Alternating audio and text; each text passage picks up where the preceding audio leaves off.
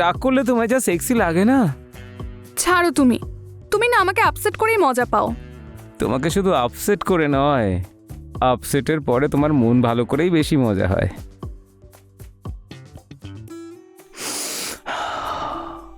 দারুণ লাগছে, কি দারুণ গন্ধ।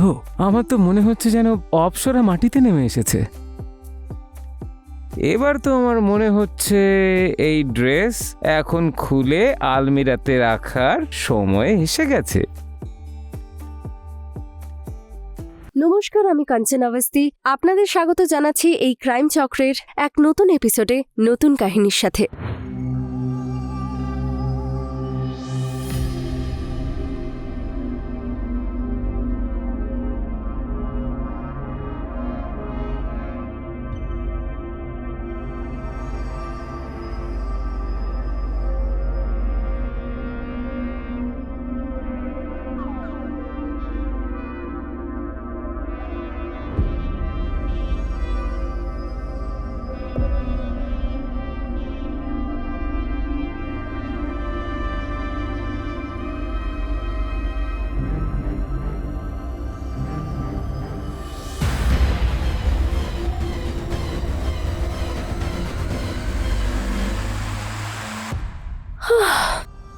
শিট, তুমি পাগল হয়ে গেছো নাকি? আমি তো ভয় পেয়ে গেছিলাম। তুমি এখন থেকে আমার হয়ে থাকবে। এখন তুমি সেটাই করবে যা আমি বলবো। আর যদি না করি তাহলে? এই ছুরিটা দেখছো? ছুরি? কোথায় ছুরি? আমি তো কোনো ছুরি দেখতে পাচ্ছি না। আচ্ছা বেবি, হ্যাঁ। তুমি এই ছুরিটা দেখতে পাচ্ছ না? না, তাহলে কি দেখতে পাচ্ছ? আমি তো শুধু তোমাকে দেখতে পাচ্ছি, আর সেটাও রোম্যান্টিক মুডে। রোমান্টিক মুড তো খুবই আছে। আচ্ছা, দেখতে পাচ্ছি। ইউ আর টার্নিং ওয়াইল্ড নাও। না না না না, আরে আমি তো শুধু প্র্যাঙ্ক করছিলাম। এটা বোঝানোর জন্য বাড়ির ভিতরে থাকলে মেন ডোরটা লক করে রাখবে। যদি আমার জায়গায় অন্য কেউ থাকতো তো? তোমার জায়গা কেউ নিতে পারবে না। আচ্ছা, এমন কি আছে আমার মধ্যে? দাঁড়াও বলছি।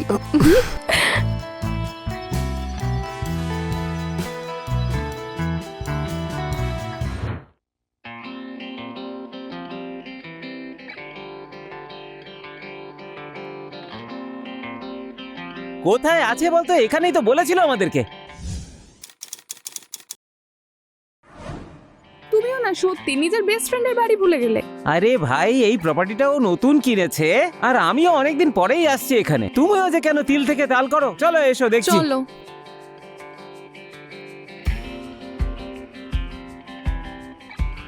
এই তো বাড়ি, এসো।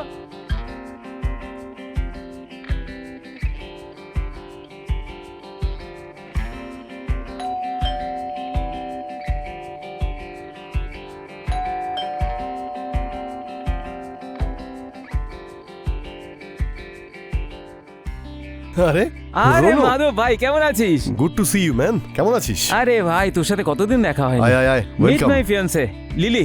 ও হাই। হাই।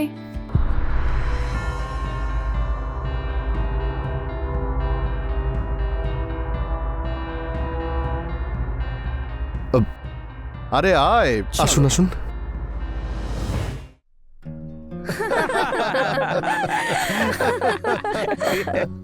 আপনাকে কিন্তু বেশ হট দেখতে মাধব বাবু। আপনি কিন্তু খুব লাকি। Thank you. আপনাদের বাড়ি খুঁজতে খুব পরিশ্রম হয়েছে। বলুন, কি রকম বন্ধু রৌনক? আজ অব্দি আপনার বাড়ি আসেনি? আসলে আমি বুঝিয়ে বলছি। যেদিন থেকে বাড়িটা কিনেছি আমি ওকে ডাকিনি, ভেবেছিলাম আপনাদের একসঙ্গে ডাকবো। আরে মাধব তো 2-3 বার বলেও ছিল, কিন্তু তুমিই ফ্রি ছিলে না লিলি। কোনো ব্যাপার না, আমি তো এখন বাড়িটা দেখেই নিয়েছি। এবার থেকে ডাকলেই আমি চলে আসব, রৌনক যতই ব্যস্ত থাকুক। আরে অবশ্যই, আপনারই তো বাড়ি, যেদিন খুশি।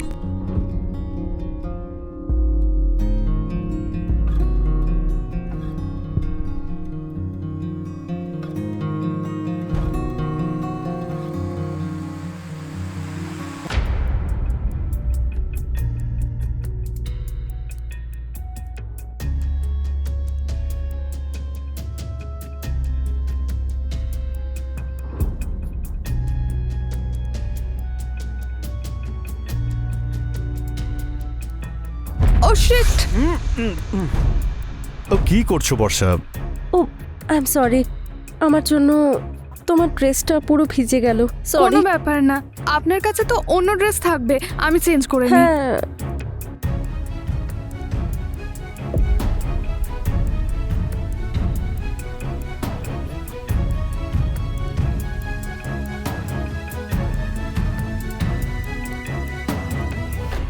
মাধব আর বর্ষা একে অপরকে পাগলের মতো ভালোবাসতো, আর ওরা দুজনে মিলে একটা হাসি খুশি জীবন কাটাচ্ছিল একটা ছোট্ট শহরে নিজেদের একটা ছোট্ট পরিবারের সাথে।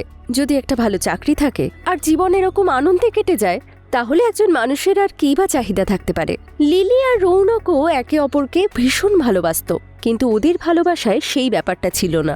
লিলি হচ্ছে একজন জেদি হিংসুটে মেয়ে, যে সবসময় অন্য মানুষকে দেখে ইনফিরিয়ার ফিল করত, আর সেটার এফেক্ট রৌনক আর লিলির সম্পর্কে পরিষ্কার দেখা যেত। লিলি হতে পারে একজন প্রচণ্ড অ্যাম্বিশিয়াস মেয়ে, কিন্তু সে নিজের অ্যাম্বিশন অনুযায়ী নিজের জীবন না কাটাতে পেরে লিলি ভীষণই অসন্তুষ্ট থাকত, যেই কারণে ওর অন্য পুরুষের প্রতি আকৃষ্ট হওয়া স্বাভাবিক ছিল।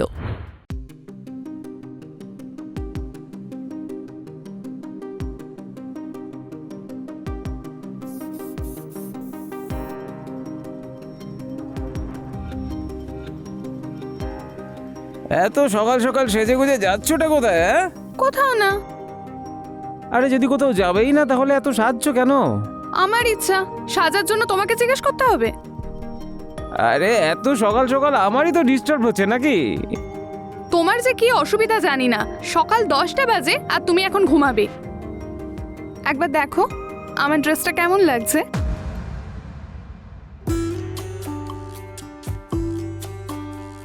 লিলি ইজ লুকিং গর্জিয়াস, দারুণ লাগছে তোমাকে। আচ্ছা, তোমার তো এরকম কোনো ড্রেস ছিলই না, আর তুমি রিসেন্টলি কোনো শপিংও করনি। এই ড্রেসটা তোমার বন্ধু মাধবের স্ত্রী বর্ষার। তোমার কাছে এলো কি করে? তোমার মনে আছে সেদিন আমার ড্রেসে জল পড়ে গেছিল আর আমি চেঞ্জ করতে গেছিলাম? তখন ও আমাকে নিজের ড্রেসের কালেকশন দেখিয়েছিল, আর এই ড্রেসটা আমার খুব পছন্দ হয়েছিল। ও তোমাকে ওটা দিয়ে দিল? না, আমি চুরি করেছি। আরে তুমি কেমন মানুষ লিলি? কেমন আবার কি, আমার ভালো লেগেছে আমি নিয়ে নিয়েছি। আর তুমিই বা কোথায় আমাকে প্রত্যেক মাসে ড্রেস কিনে দাও? কিন্তু এটা ঠিক নয় লিলি। দেখো, ঠিক ভুল আমি জানি না, না আমার জানার কোনো ইচ্ছা আছে, বুঝলে? আমার ভালো লেগেছে, আমি নিয়ে নিয়েছি ড্রেসটা। আর তোমার এই ড্রেসটা দেখে আমার প্রশংসা করে আমাকে ভালো ফিল করানো উচিত, আর তুমি আমাকে জ্ঞান দিচ্ছ।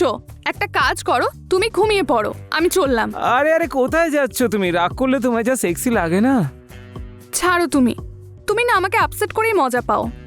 তোমাকে শুধু আপসেট করে নয়, আপসেটের পরে তোমার মন ভালো করেই বেশি মজা হয়।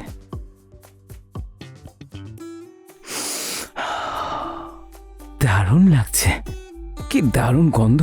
আমার তো মনে হচ্ছে যেন অপ্সরা মাটিতে নেমে এসেছে।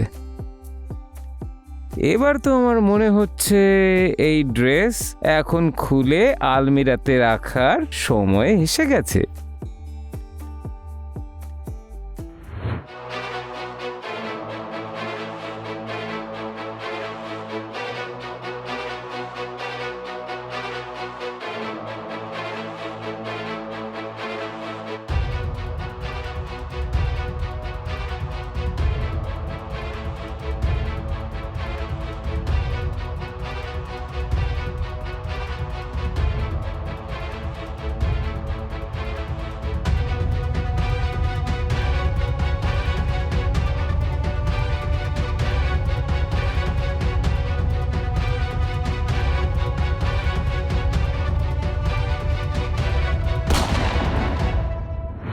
মাধব আর বর্ষার জীবনে সবকিছু ঠিকঠাকই চলছিল। লিলি আর রৌনকের জীবনও কাটছিল বেশ ভালোই। তখনই হঠাৎ একদিন রৌনককে রাস্তার ধারে একা চলতে দেখে অজ্ঞাত কিছু মানুষ তাকে গুলি মেরে মৃত্যুর মুখে ঠেলে দেয়। কে হতে পারে সেই ব্যক্তি? কার রৌনকের সাথে এমন শত্রুতা থাকতে পারে? আচ্ছা, রৌনকের জীবনে কি এমন কোনো অধ্যায় ছিল যেটা আর কেউ জানতো না? রৌনক যখন রাস্তার ধারে হাঁটছিল তখন ওর শরীরে এক অদ্ভুত বিরক্তির ছাপ দেখা যাচ্ছিল। রৌনক কি কোনো বিষয় নিয়ে খুব চিন্তিত ছিল যে তাকে ভেতরে ভেতরে শেষ করে দিচ্ছিল? এরকম অনেক প্রশ্নই ওই গুলির আওয়াজের মতোই আমাদের মনেও প্রভাব ফেলছে। আসুন দেখে নি আসলে কি হয়েছিল।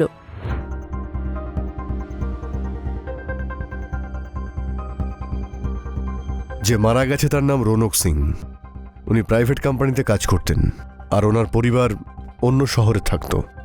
আচ্ছা, এখানকার কেউ কালকে এখানে কাউকে আসতে দেখেছে? না স্যার, এই জায়গাটা এমনিতেও একটু শুনশানি থাকে, এদিক দিয়ে কেউ যাওয়া আসা করে না। তাও রৌনক এই রাস্তা দিয়ে কি করে এলো বুঝতে পারছি না। গুলি খুব কাছ থেকে করা হয়েছে, মনে হচ্ছে পরিচিত কারো কাজ। Are you sure sir? Not sure. Dead বডির আশেপাশে রক্তের ফোঁটা পাওয়া গেছে। মানে যখনই গুলি চালানো হয় তখন রৌনকের হাত ওপরে ছিল, হয় হাত মেলানোর জন্যে, না হলে অন্য কোনো কারণ হতে পারে। ও কিন্তু বাঁচার জন্য পালানোর চেষ্টাও করেনি। যদি কোনো অচেনা ব্যক্তি হতো তাহলে আলাদা রিয়াকশন হতো। ইউ আর রাইট স্যার, আমরা চারপাশে তল্লাশি করেছি, কিন্তু এরকম কিছুই পাইনি যাতে খুনিকে চেনা যায়। একটা কাজ করো, রাস্তাটা যেখান থেকে শুরু হচ্ছে সেখানে জিজ্ঞাসাবাদ করো। হয়তো রৌনকের সঙ্গে কাউকে দেখা গেছে, বা কেউ হয়তো ওকে অনুসরণ করছিল। স্যার, আমি রৌনকের কল ডিটেলস চেয়েছি, আর বাড়ির অ্যাড্রেসটাও বের করতে বলেছি। যখন ইনফরমেশন পাবে আমাকে ফোন করবে। ইনভেস্টিগেশন ফাস্ট করো।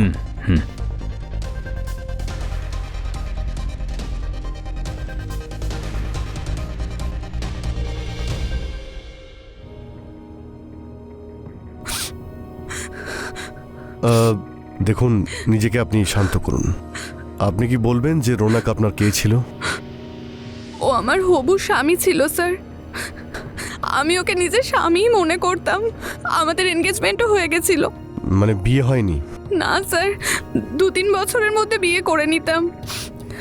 ও নিজের কেরিয়ার এস্টাবলিশ করতে চাইতো। ওনার সঙ্গে কারোর পুরনো শত্রুতা বা আপনি জানেন এরকম কেউ আছে যে ওকে মারতে চাইতো? না স্যার, ও খুব সহজ সরল মানুষ ছিল। ওর কারোর সঙ্গে কোনো শত্রুতা ছিল না।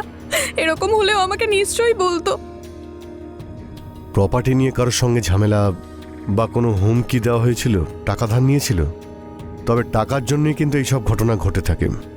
না স্যার, এরকম কিচ্ছু ছিল না। আর থাকলেও আমার কোনো আইডিয়া নেই। আমি ক্লিয়ার কিছু বলতে পারবো না।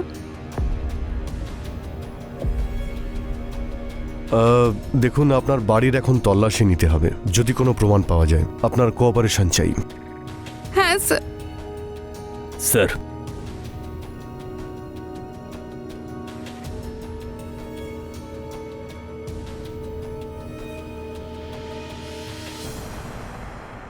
রৌনক একজন বড়ই সাধাসিধে মানুষ ছিল, যার সাথে কারুর কোনোদিনই শত্রুতা ছিল না। তাহলে ওকে এরকম নির্দয়ভাবে হত্যা করার পিছনে কী কারণ থাকতে পারে? পুলিশ যখন রৌনকের বাড়ি তল্লাশি করে তখন পুলিশের হাতে এরকম কোনো এভিডেন্স আসেনি বা এমন কোনো সূত্র পাওয়া যায়নি যাতে এই কেসের তদন্তে কোনো সাহায্য হতে পারে। পুলিশ সেই এলাকার হিস্ট্রি শিটারদের ব্যাপারে সমস্ত তথ্য একত্রিত করেছে। হয়তো ওদের মধ্যে কেউ এই শহরে কোনো ঘটনার প্রতিশোধ নেওয়ার জন্য করেছে, বা হতে পারে কেউ তাদেরকে সুপারি দিয়েছে। কিন্তু পুলিশের হাতে কোনো রকম কোনো তথ্য ছিল না। পুলিশ পুরনো গান সাপ্লায়ারদের ধরেও জিজ্ঞাসাবাদ করেছে, যাতে যে সেই বন্দুক কিনেছে তার ব্যাপারে জানতে পারে, কিন্তু সেখানেও তারা নিরাশ হয়েছে। কোনো আপডেট? হ্যাঁ স্যার, এই বুলেট ক্যাপটা পাওয়া গেছে যেখানে রৌনকের হত্যা হয়েছিল। তুমি এটা ফরেন্সিক ল্যাবে পাঠিয়ে দাও। ফিঙ্গারপ্রিন্ট থেকে কিছু পেলেও পাওয়া যেতে পারে। হ্যাঁ স্যার। কিছু পেলে? ছবির মধ্যে একটা মোবাইল পেলাম স্যার, কার বুঝতে পারছি না, কিন্তু এটা আমাদের কেসের সঙ্গে রিলেটেড হতে পারে। এর সব কল ডিটেলস বের করো, আর এতে সমস্ত মেসেজ ভালো করে দেখো। আমরা এখনো কোনো ক্লুই পাইনি। Do it fast. হ্যাঁ স্যার।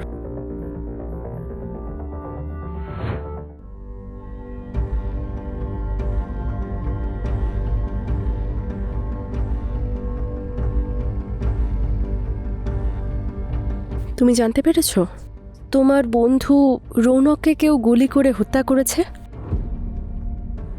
হ্যাঁ, শুনেছি। জানি না কি করে এসব হলো। তারপর তুমি ওর ফিয়ান্সের সাথে দেখা করতে যাওনি? বেচারি এই সময় খুবই কষ্ট পাচ্ছে। আমি গেছিলাম দেখা করতে। আমাকে নিয়ে গেলে না? ভেবেছিলাম তোমাকে একবার ফোন করব, কিন্তু আমি ডিরেক্ট হঠাৎ করে চলেই গেলাম। তাই জন্য আর তোমাকে আমার বলা হয়নি।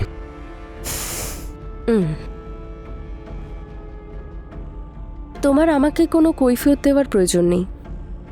আমি জানি তুমি ওরকম মানুষ নও যাতে আমার মনে হবে তোমার বন্ধুর ফিয়ান্সে আর তোমার মধ্যে কোনো রকম সম্পর্ক থাকতে পারে। লিলি, এসব তুমি... কিছু বলার দরকার নেই।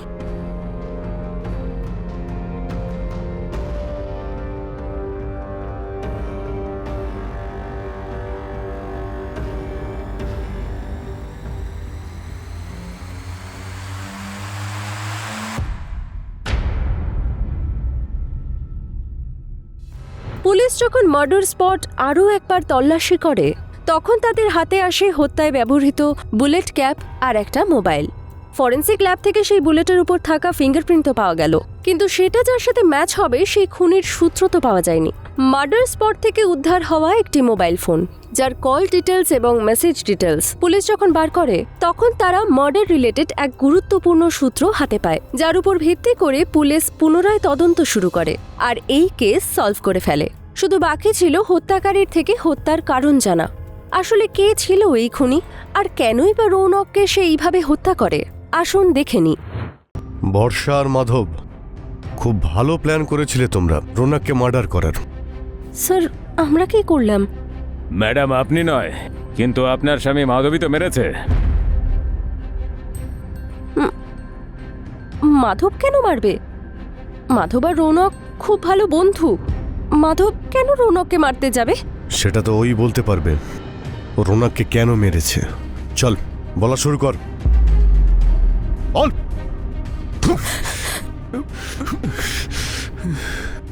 আমাদের কাছে মার্ডারের বুলেটের ক্যাপ আছে, যাতে ফিঙ্গারপ্রিন্টস আছে, আর ওই ফিঙ্গারপ্রিন্টের সঙ্গে তোর ফিঙ্গারপ্রিন্ট ম্যাচ হতে সময় লাগবে না। আর যে রাস্তার ধারে রৌনকের মার্ডার হয়েছিল আর তার পাশে চায়ের দোকানের একজন রৌনকের সঙ্গে কারো ঝগড়া হতে দেখেছিল, তোকে নিশ্চয়ই সে চিনতে পারবে। আর যেখানে রৌনকের মোবাইল পেয়েছি সেটাই যে সিমটা লাগানো ছিল, সেখান থেকে শেষ তোকেই ফোন করা হয়। আর এত প্রমাণ যথেষ্ট তোকে জেলে পাঠানোর জন্যে। এবার বল, নিজের বন্ধুকে কেন খুন করলি? বল। কিসের বন্ধু স্যার? ও বেঈমান ছিল স্যার। আমার স্ত্রী বর্ষার সঙ্গে ওর অবৈধ সম্পর্ক ছিল।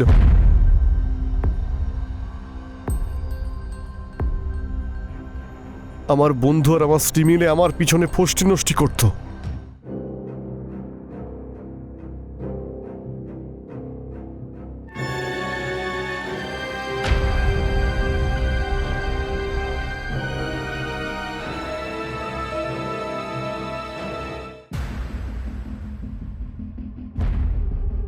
আমি নিজের চোখে দেখেছিলাম। প্রথমে আমার মনে হয়েছিল যে হয়তো ওরা ভুল করে ফেলেছে। আমি আমার স্ত্রী বর্ষাকে খুব ভালোবাসতাম, ওকে আমি হারাতে চাইনি স্যার। একদিন আমি বর্ষার মোবাইল চেক করি,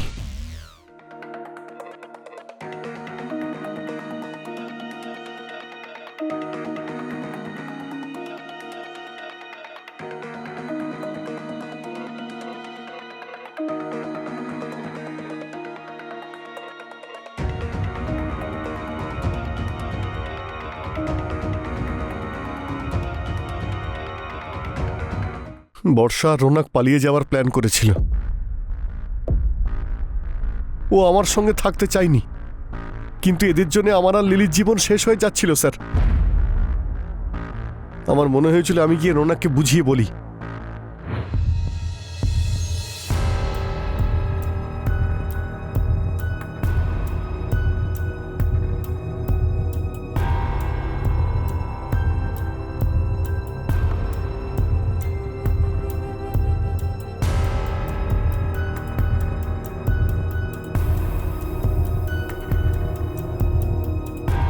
রৌনককে আমি বোঝানোর চেষ্টা করি, কিন্তু নিজের ভুল মানতে চাইছিল না।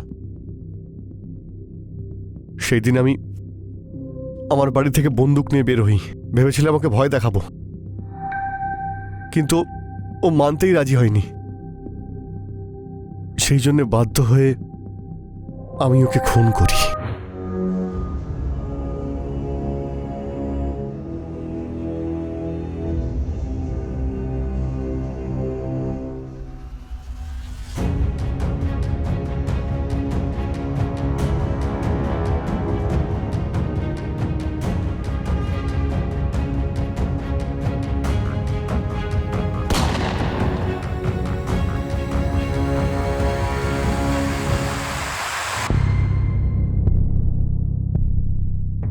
কিন্তু আপনি আইন নিজের হাতে নিয়ে ঠিক করেননি।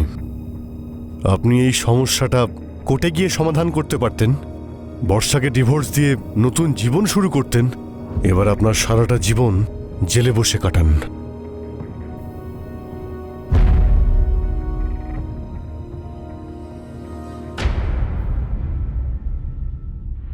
মাধব যখন রৌনক আর বর্ষাকে আপত্তিজনক পরিস্থিতিতে দেখে তখন ওর খারাপ লাগাটা খুবই স্বাভাবিক। রৌনক আর বর্ষা মাধব আর লিলিকে তো অবশ্যই ঠকিয়েছিল, তার সাথেই রৌনক আর বর্ষা পালিয়ে যাওয়ার প্ল্যানও বানিয়েছিল। আর যেই রাতে রৌনকের মার্ডার হয়েছিল ঠিক সেই রাতেই তারা এই শহর ছেড়ে চলে যেত। যখন এই সব কথা মাধব জানতে পারে, যখন সে বর্ষার ফোন চেক করে, তখন সে রৌনককে ওর অন্য নম্বরে ফোন করে দেখা করতে ডাকে। রৌনক এই দ্বিতীয় নাম্বারটা বর্ষার সাথে কথা বলার জন্য ব্যবহার করত। মাধবের কাছে একটা লাইসেন্সড বন্দুক থাকত, ও সেটা নিজের সাথে নিয়েই বেরিয়েছিল। কিন্তু ও প্রথমে রৌনককে বোঝানোর চেষ্টা করে, যখন সে বোঝে না তখন ও রৌনককে হত্যা করে। ভালোবাসা আসলে মানুষকে কিভাবে যে অন্ধ করে দেয় যে সে ঠিক ভুল কিছুই বুঝতে পারে না। আমি হলাম কাঞ্চনা আওয়াস্তি, আপনাদের থেকে এবার বিদায় নিচ্ছি। আবার দেখা হবে ক্রাইম চক্রের এক নতুন এপিসোডের নতুন কাহিনীর সাথে। ততক্ষণ পর্যন্ত সাবধানে থাকবেন, সতর্ক থাকবেন। জয় হিন্দ।